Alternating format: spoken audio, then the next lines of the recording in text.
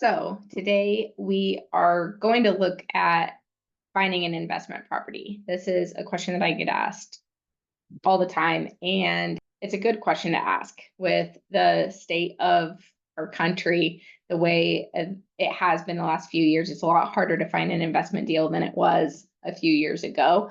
One where the numbers work, one where there's some cash flow, one where you still have appreciation, one where you have the right property to attract the right tenant that you're looking for. So how do you actually find an investment property? That's what we're digging into today. I am going to share my screen and we're just going to go over an entire list of ways that you should be looking for to find an investment property. Okay, so finding deals for investors. This one we're going to come back to last. Finding deals on the MLS. That's where the majority of the deals that I find for investors or the deals that I have found for myself have come from over the years. And I know a lot of people say you can't find an investment property deal on the MLS. And yet I promise you, that's where over half of the deals come from for a lot of the prominent investors that you think somehow have this magical other funnel. It's just, how are we looking at and looking for deals on the MLS? There's a million places that you could or should be looking for off-market deals, though.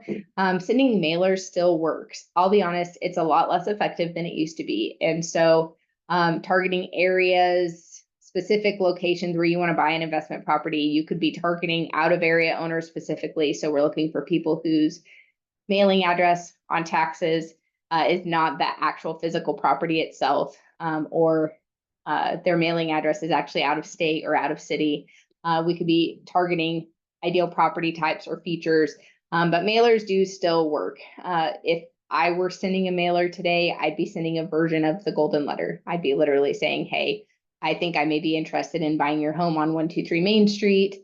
If not, I have another investor who probably would be, are you interested in selling? If so, please reach out to me at, and give them your phone number. Nice, hand-signed, simple, white, clean, don't need to pretty it up. Sending mailers can be a great way to find what you're looking for. We've sent a few rounds of mailers in the past, targeting, looking for our next investment property. You can target an entire area, like inside of Wichita. You might be targeting Crown Heights, or you might be targeting College Hill, or the places that are adjacent to College Hill. Or you can target ideal property types or features. Like, my preference was always the brick houses. And at one point I had a virtual assistant that literally walked up and down streets in a certain geographic location on Google Maps and just wrote down the addresses that had brick exteriors. And those were the ones that we sent out mailers to, because I was specifically interested in brick exteriors. So there's a lot of creative liberty inside of mailers.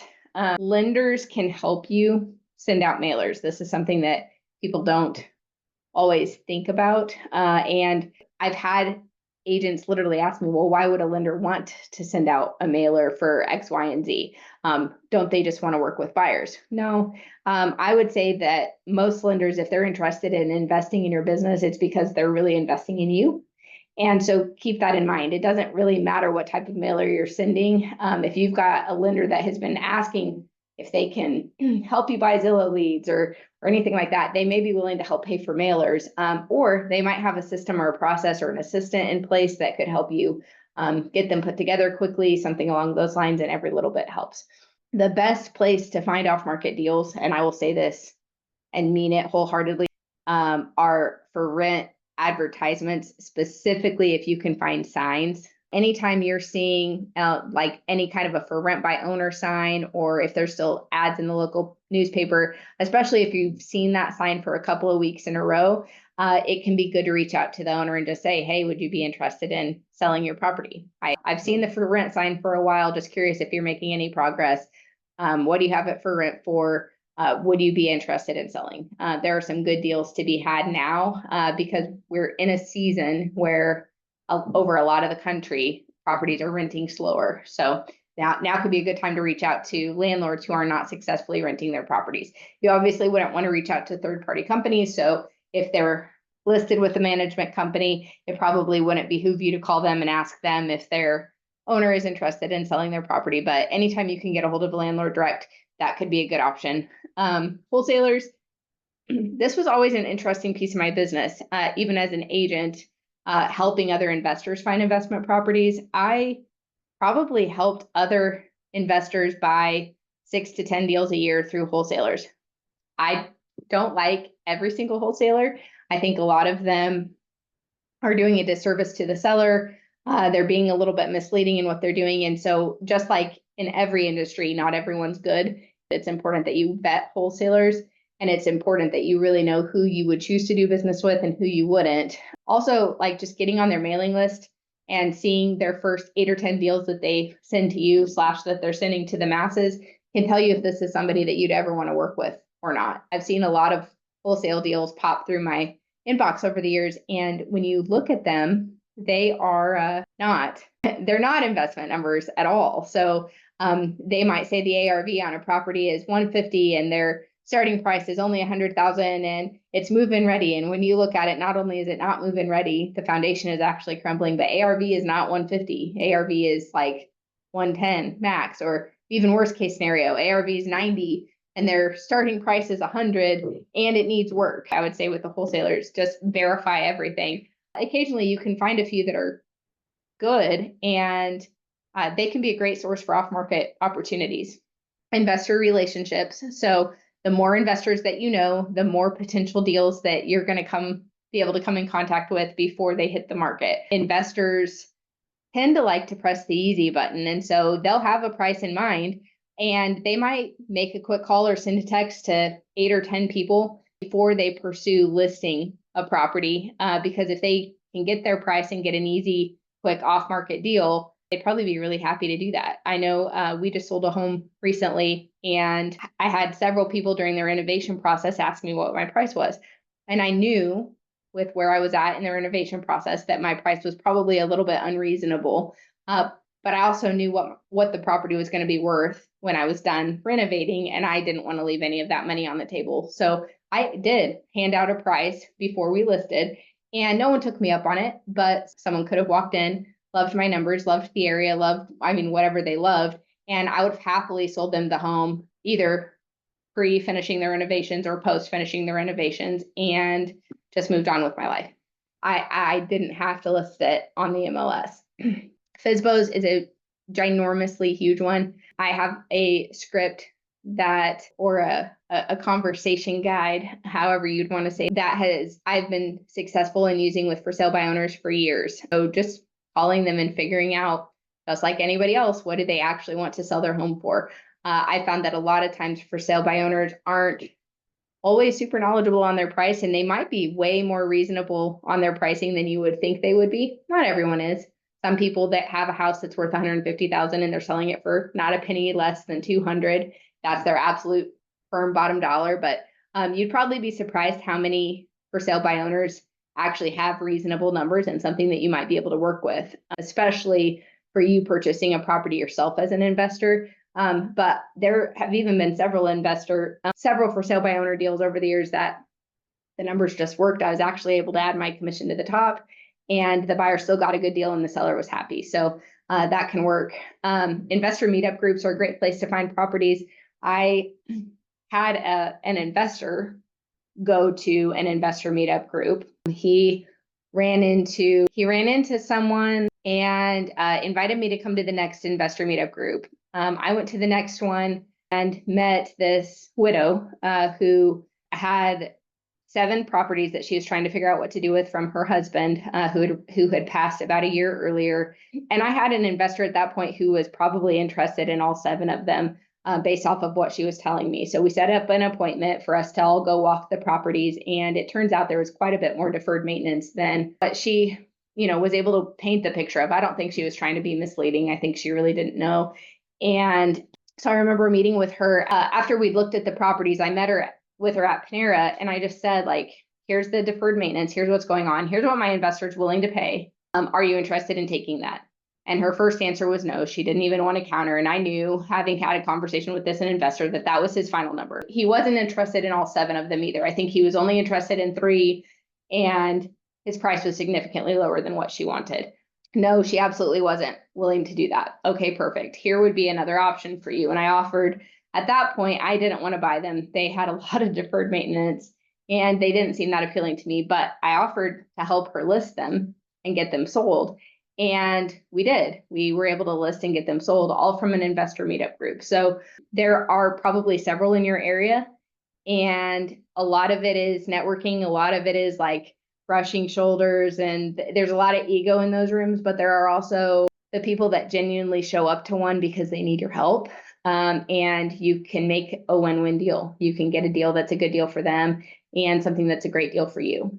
Networking with investors, with investor-friendly lenders can be a great way. Investor-friendly lenders tend to know portfolios that are coming on the market or that may be available faster than they actually hit the market. So it doesn't hurt if you have an investor-friendly lender, if you're working with one, just ask them occasionally, hey, what do you know that might be coming available? Who has talked to you about potentially selling things and wanting to know what their payoff is? Even just having the conversation up front of, if somebody's having this conversation with you, if somebody reaches out and just says, hey, what would my payoff be for X, Y, and Z? I'm thinking about doing something else. Could you throw my name in the hat? Could you have them reach out to me and just explain my track record, how I might be able to purchase things from them, that sort of thing. This is another highly overlooked way to find investment deals. So commercial agents. I bought a package of 7 single-family homes that a commercial agent had listed. And just like I don't really believe that most residential agents should list commercial because there's so many nuance and there's so many things that as a residential agent, you just don't know about commercial and you're doing your clients a disservice. Absolutely true of this deal. The commercial agent have any of the properties listed on the MLS. They were not really advertising the package in a super public way. And so most people didn't know about the deal. I found out about it by attending an in-office networking group, and it worked out fantastic.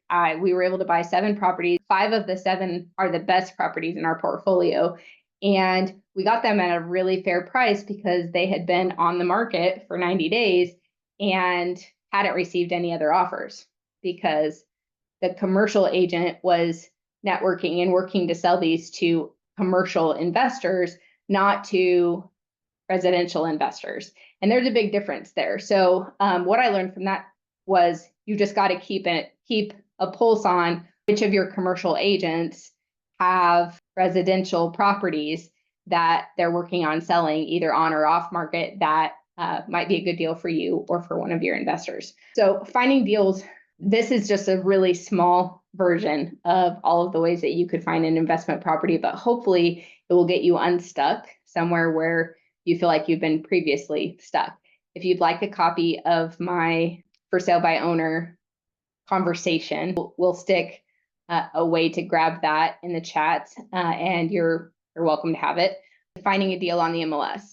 I'm just going to briefly go into this. Ideally, what would happen is you've got a search that you've got set up, one for single family and then one for multifamily, because if you're like me, you're probably interested in both and the criteria would be different for each one. So finding a deal on the MLS, your goal would be that you've got a search set up for each and you're like actually running the search a few times a week so that you can easily see what's new or what has changed price, what were you previously not interested that you might be interested in now. And the goal is that this is like a 20-minute activity max. It shouldn't be something that takes up much time. So in my area, we were looking for, well, if we were looking today, I'd be looking somewhere in that $120,000 to $160,000 range. I know that I would have a minimum square footage, so I'm not interested in the super tiny houses, especially at $120,000. I'd be looking at 800 square feet or bigger. I might look at like 760, right? But like pretty much 800 square feet or bigger. And so you pick your criteria and then you need to get crazy familiar with the areas, right? So there are some areas inside of Wichita that I would immediately cross off and say, I'm not interested in a property inside of this area. I've learned that when I rent D-class properties, even C- properties, the type of tenant that is attracted to that type of a property or that type of a location, for me, the damage that they do upon move out and the amount of money that it costs me to turn to get to put the next tenant in is just not worth what I've spent. And so for me personally, there are some areas I'm not interested in. All the other areas, you're looking and you're saying, what do I think this would rent for? there are some really good tools. Rental Meter is definitely my favorite. You could even just look at active for rents on Zillow, and that might give you an idea of what your property ought to rent for. But we run comps very similarly for finding rent values to the way that we would run comps for a property that's for sale. Figure out what it's actually going to rent for, and then you start running the math. How much are you going to have to put into the property to get your first tenant in place? What are all of the expenses that are going to be associated to that with owning the property? Mortgage payments, that's going to include your interest rate, insurance, taxes, right? Are there any owner paid? Does the owner pay the trash? Does the owner mow the lawn, right? Like, you've got to think through all of your expenses. And what's going to pop out very quickly is, does this deal work for me or not? And sometimes at what price? A deal may not work at 160,000, but it might work at 150. That probably isn't true for most deals here. Most deals that we're finding now, if it doesn't work at or very close to asking price, you'd have to shave off like 50K off the asking price in order to make it work, right? So very quickly you can start to analyze, and you probably don't have to finish analyzing every property. And most of them are going to be no's. You'll have a few that are yeses. And then those properties are worth either you going out to preview or partner with another agent and have them go out and preview on your behalf. So deals can absolutely be found on the MLS. You just need to be clear about what your criteria is and set up a search that makes it easy for you to look for them multiple times a week. Hope this was helpful. If you have any further questions, or if you want me to dig deeper on any of these areas, just reach out and let me know.